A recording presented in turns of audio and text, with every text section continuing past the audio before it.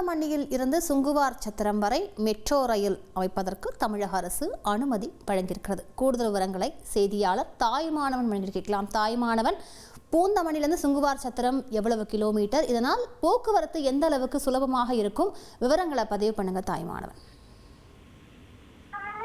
பூந்தமல்லி முதல் பரந்தூர் வரை metro rail திட்டம் அமைப்பதற்கு அளிக்கப்பட்ட பரிந்துரையில முதற்கட்டமாக சுங்குவார் சத்திரம் வரை மெட்ரோ ரயில் திட்டம் அமைப்பதற்கு தமிழக அரசு தற்போது அனுமதியை அளித்திருக்கிறது.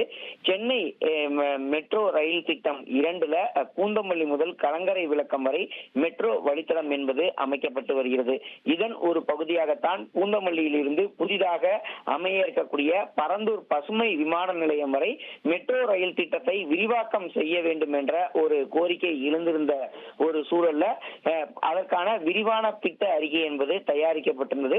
குறிப்பா பூந்தமல்லியில் இருந்து அருகே அமையக்கூடிய அந்த குத்தம்பாக்கம் பேருந்து நிலையம் வழியாக பரந்தூர் விமான நிலையத்தை அடையக்கூடிய வகையில ஒரு விரிவான திட்ட அறிக்கை, மெட்ரோ ரயில் திட்டம் அமைப்பது குறித்தான விரிவான திட்ட அறிக்கை தயாரிக்கப்பட்டிருந்தது.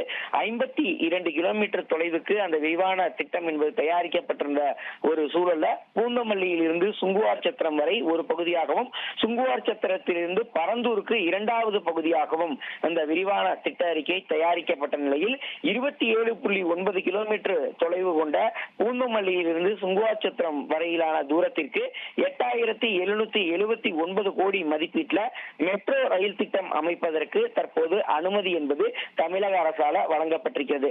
தமிழக அரசால இந்த அனுமதி கிடைத்திருக்கக்கூடிய ஒரு சூழல்ல தொடர்ந்து மத்திய அரசுடைய அந்த நிதி பகிர்வுக்கும் பன்னாட்டு நிதி உதவிகளுக்கும் இந்த திட்டம் என்பது அனுப்பி வைக்கப்படுவதாக தமிழக அரசின் சார்பில் குறிப்பிடப்பட்டிருக்கிறது.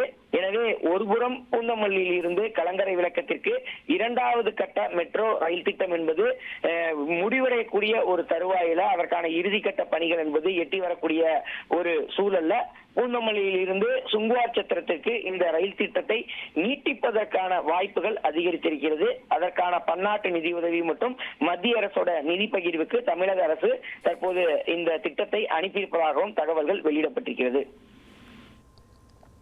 விரிவான விவரங்களுக்கு நன்றி தாய்மானவன். செய்திகளை உடனுக்குடன் தெரிந்து கொள்ள உடனே சப்ஸ்கிரைப் பண்ணுங்க.